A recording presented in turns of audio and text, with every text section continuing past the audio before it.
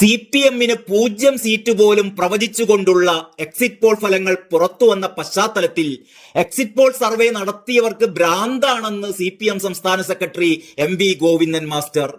CPM-ന്റെ വിലയിരുത്തൽ അനുസരിച്ച് 12 സീറ്റ് കിട്ടുമെന്നാണ് നിഗമനമെന്ന് അദ്ദേഹം പറയുന്നു. അത് തന്നെ കിട്ടുമെന്നാണ് ഇപ്പോഴും പ്രതീക്ഷിക്കുന്നത്. ആ വിലയിരുത്തലിൽ വലിയ മാറ്റമില്ല. BJP കേരളത്തിൽ അക്കൗണ്ട് തുറക്കാൻ പോകുന്നില്ല.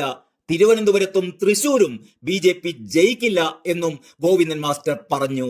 എക്സിറ്റ് പോളിലൊന്നും വലിയ കാര്യമില്ല, 4-ാം തീയതി കാണാമെന്നും ഗോവിന്ദൻ മാസ്റ്റർ പറയുന്നു. ആറ്റിങ്ങൽ മണ്ഡലത്തിൽ BJP ജയിക്കുമെന്ന് ചില സർവേകൾ ഉണ്ടല്ലോ എന്ന് ചൂണ്ടിക്കാണിച്ചപ്പോൾ പൊട്ടിച്ചിരിയായിരുന്നു മാഷിന്റെ മറുപടി.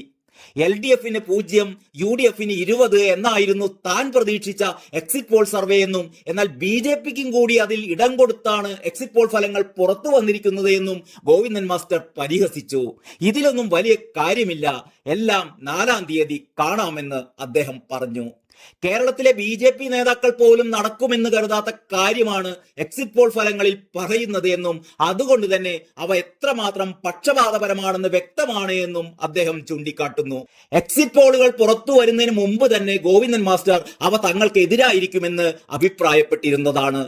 കേരളത്തിൽ 20 സീറ്റുകളിലും UDF-ഉം LDF-ന് 0 എന്ന എക്സിറ്റ് പോൾ ഫലം വന്നാലും ഒരു പ്രശ്നവുമില്ലെന്നും അദ്ദേഹം പറഞ്ഞിരുന്നു.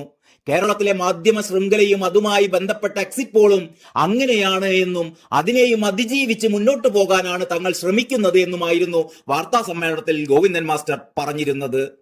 ലോക്സഭാ തിരഞ്ഞെടുപ്പ് അവസാനിച്ചതിന് പിന്നാലെ എക്സിറ്റ് പോൾ ഫലങ്ങൾ പുറത്തു വന്നിരുന്നു.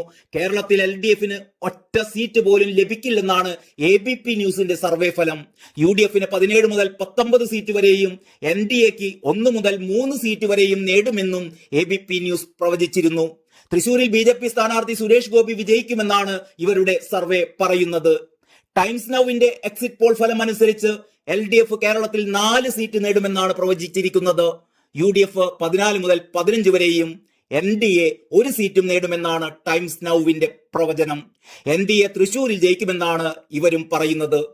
ഇന്ത്യ ടുഡേ ആക്സിസ് ബൈ ഇന്ത്യയുടെ സർവേ ഫലം അനുസരിച്ച് കേരളത്തിൽ NDA 1 സീറ്റ് നേടും.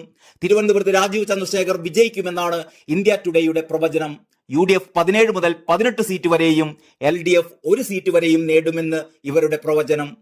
ഇന്ത്യ TV CNX-ന്റെ സർവേ ഫലവും UDF-ന് അനുകൂലം തന്നെ. UDF 13 മുതൽ 15 വരെ സീറ്റുകൾ നേടാൻ സാധ്യതയുണ്ട്. LDF ആവട്ടെ 3 മുതൽ 5-ഉം NDA 1 മുതൽ 3-ഉം സീറ്റുകൾ നേടാൻ സാധ്യതയുണ്ടെന്നും ഇവർ പ്രവചിക്കുന്നു. കേരളത്തിൽ UDF-ന് മുൻതൂക്കമെന്നാണ് ജൻ കി ബാത്തിന്റെയും പ്രവചനം. 14 മുതൽ 17 വരെ സീറ്റുകൾ UDF നേടുമെന്നും LDF 3 മുതൽ 5 സീറ്റുകൾ വരെ നേടുമെന്നും ഇവർ പ്രവചിക്കുന്നു. BJP 0 മുതൽ 1 സീറ്റിന് വരെ സാധ്യതയുണ്ട് എന്നാണ് ഇവരുടെ പ്രവചനം.